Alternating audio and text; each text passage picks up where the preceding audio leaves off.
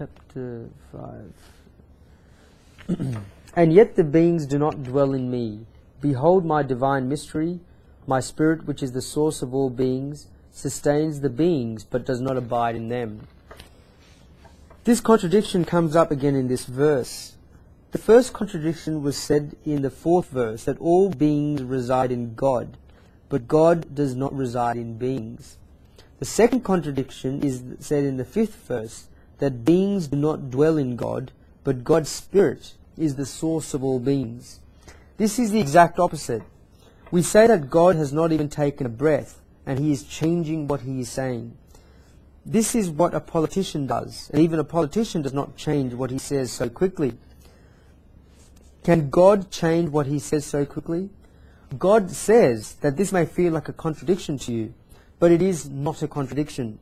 People see a difference in the words, but God is using these words to describe the truth, that the Supreme Soul is truth.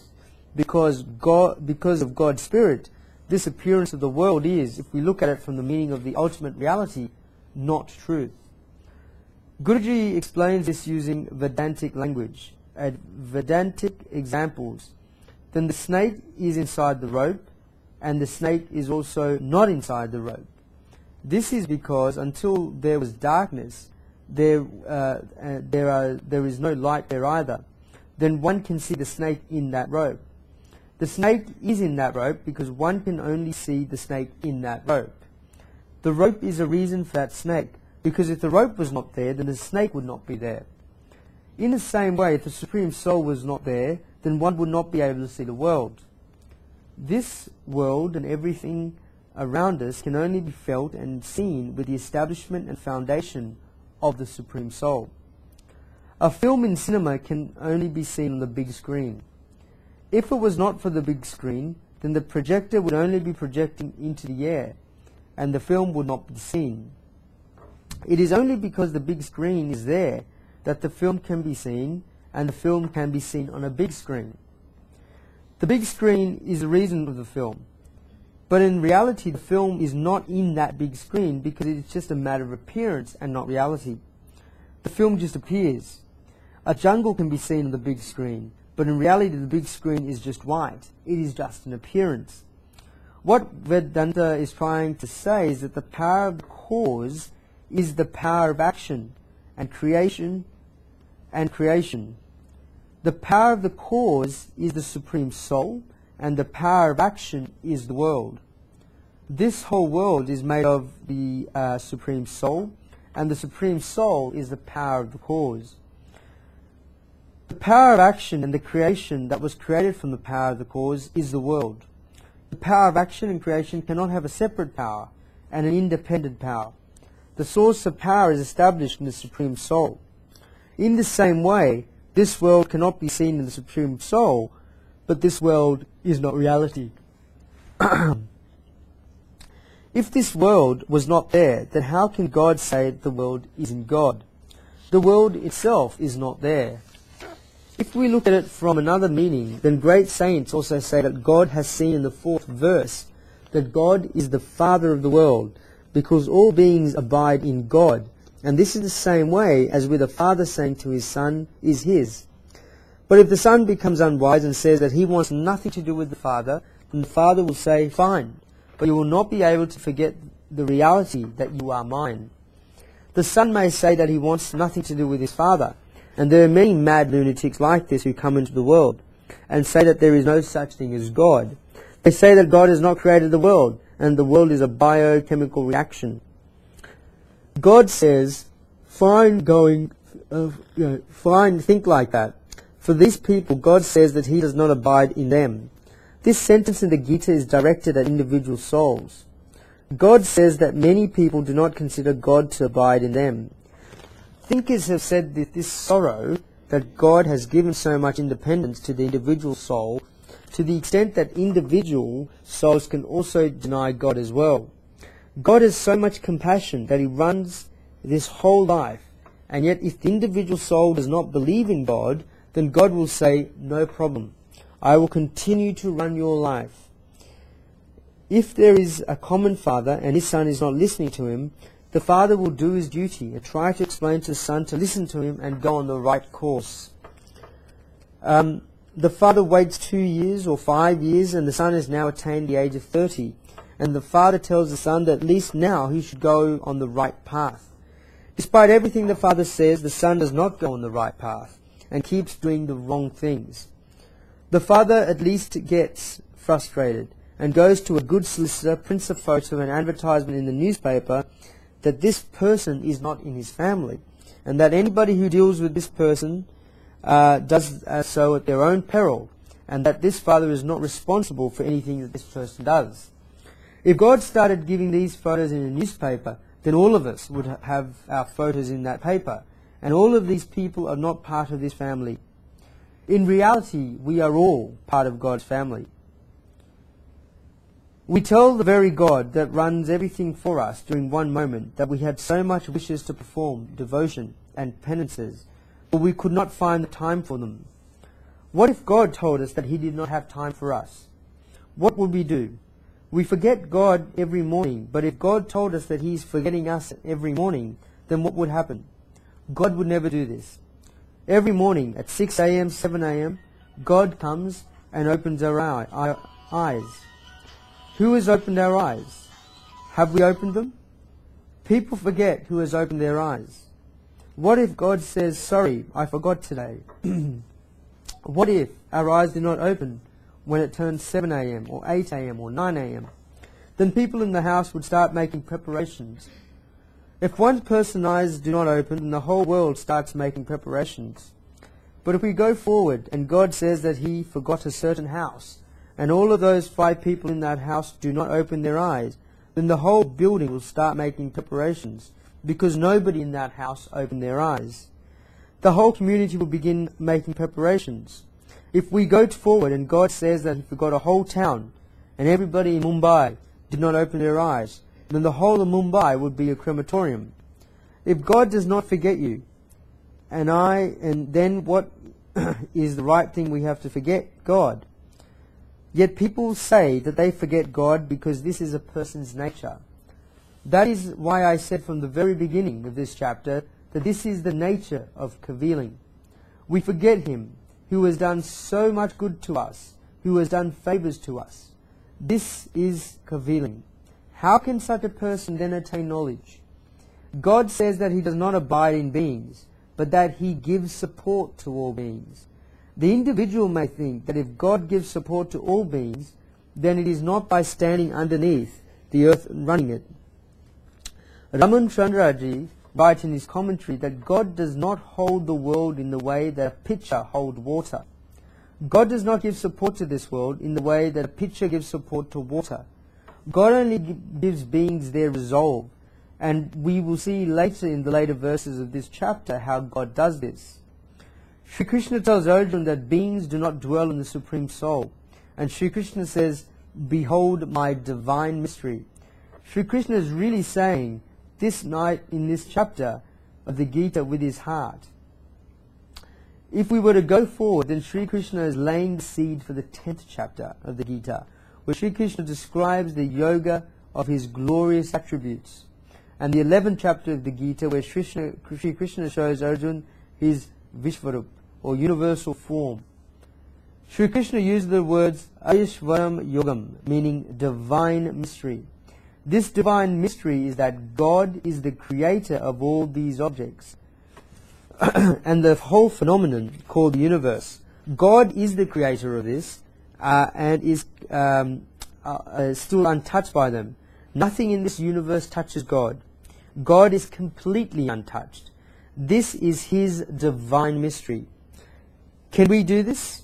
Even when we run our family of 5 people, then we get so involved that we have so many pleasures and pains.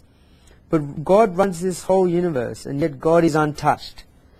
Guruji says that if it was another meaning, this divine mystery is that Supreme Soul supports this whole world, but is not supported by any other beings. This is His divine mystery. Sri Krishna tells Arjuna that He supports this whole world, and God does not rely on any beings for support. He who gives power to this world But even if this whole world combined to give him power, then it would not be able to do such a one. So is God. God is the supreme source of all energy. He is an inexhaustible source of all energy.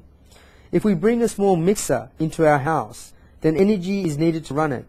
If the light goes and the mixer does not work, then people will need to scrape it with a rock.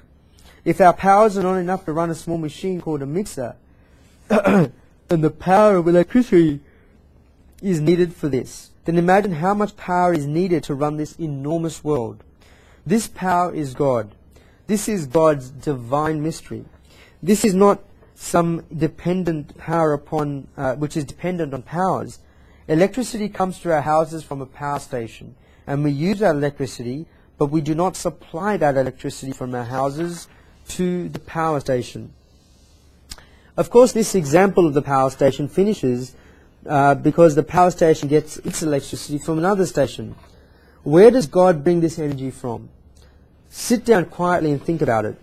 If you pull water out of a well and live on the 10th floor of a building, then you will take that water to the 10th floor and live on the 10th floor, and you will take the water to the 10th floor and then throw it out of a window. Then you go back to the well to collect that water. This water cycle has taken place. God takes water out of the sea, creates clouds. Out of this, the clouds meet the cool air of the land, and water falls down in the form of rain. We also have this water cycle wherever we take water out of the well, just like God takes water out of the sea. When we take water to the 10th floor where we live, whereas God takes his water much higher, to the sky, much higher than the sky. Then we throw water on the floor, just like God makes the clouds throw down rain.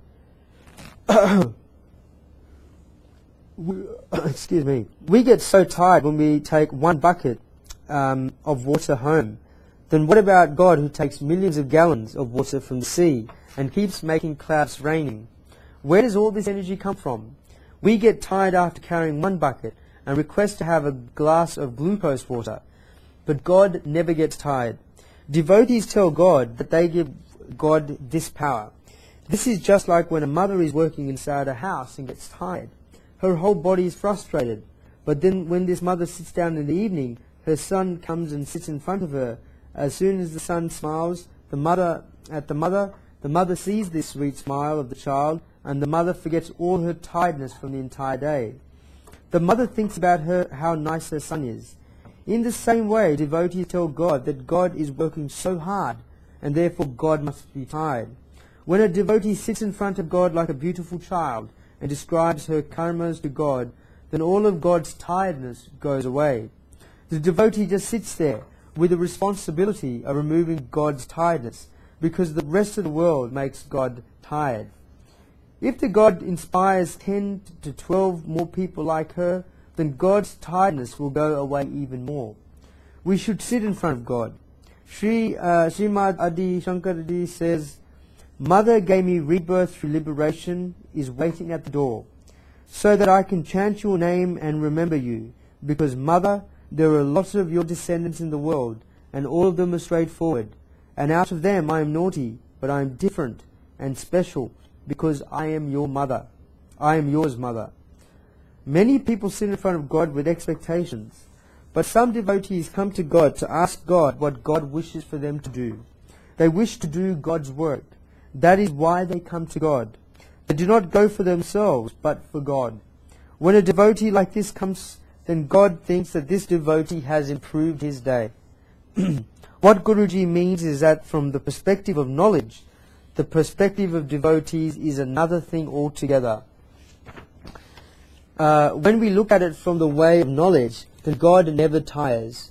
That is God. God gives support to the whole world, but nobody can support God. God gives energy to the whole world, but nobody can give energy to God. This is God's divine mystery. If we look at it from a third meaning, then God can be seen with many different forms. But at the root, God is only one, and this is God's divine mystery. Naresh Mehta said, the Vedas are furthered by the branches of the Shrutis, and Smritis, or the scriptures that are remembered. There are no differences between earrings and necklaces. They are molded differently and given different names. But in the end, they are all made out of the same gold. It is not incredible that God has so many different forms. God is in the beautiful and God is in the ugly. God is in the dark and God is in the light. God is in the tall and God is in the short. God is everywhere. God has so many different forms. God is the same to everything in the whole world. We can never be like this no matter how knowledgeable we become. Can we be the same to everything in this world? If a person goes to his house, to the office, and meets so many people there that he is different to each and every person. We understand everything and know that God is in every being and that we are all God's creation. We believe all of this, but it is different from reading about it in a book or listening to it in a discourse or even speaking about it to apply this in practice. When a person is getting ready inside his house, he looks at his wife in one way. He gets ready and goes outside and his children come to him and he behaves with his children in a different way. Then the driver comes and takes his bag from his hands and this person behaves with the driver in another way. He reaches the ground floor of his workplace. The person at reception greets him as he walks into his workplace and he behaves with that person in a different way. We have so many different behaviors towards so many different people at every different moment. When we reach the office building, we have different behaviors towards the security guard. We have different behaviors towards the liftman or the catering staff. We have different gradings for these different people. We are different towards each and everyone. We are different with the typist, the secretary, the accountant, and with the boss. Each and every person is the same, but we create so many differences between all of these people. We encounter these people every day, and yet we are not able to regard all of them as the same. Whereas God regards each and every person in the world as the same. Guruji has written about people so far, who have not, and yet we have not even mentioned objects. God regards all of these people as the same. This is God's divine mystery. Ramanujachandra writes in his commentary that it is impossible for anyone to see anywhere else, and it is unique to God. This divine secret can only be seen in God and not anywhere else. God does not have any comparisons elsewhere. God does show Arjuna his form, and he says, "My spirit, which is the source of all beings, sustains the beings, but does not abide in them." The Supreme Soul tells all beings, but God does not owe any favors to any blessings. A king only those things according to the wishes of his subjects, only after his subjects pay him tax. God does so many things for us according to our wishes, but he never charges us tax. So much rain has fallen from the sky, but God has never sent us a water bill. So much, God has given us all the light to the sun, but God has never sent us electricity bill.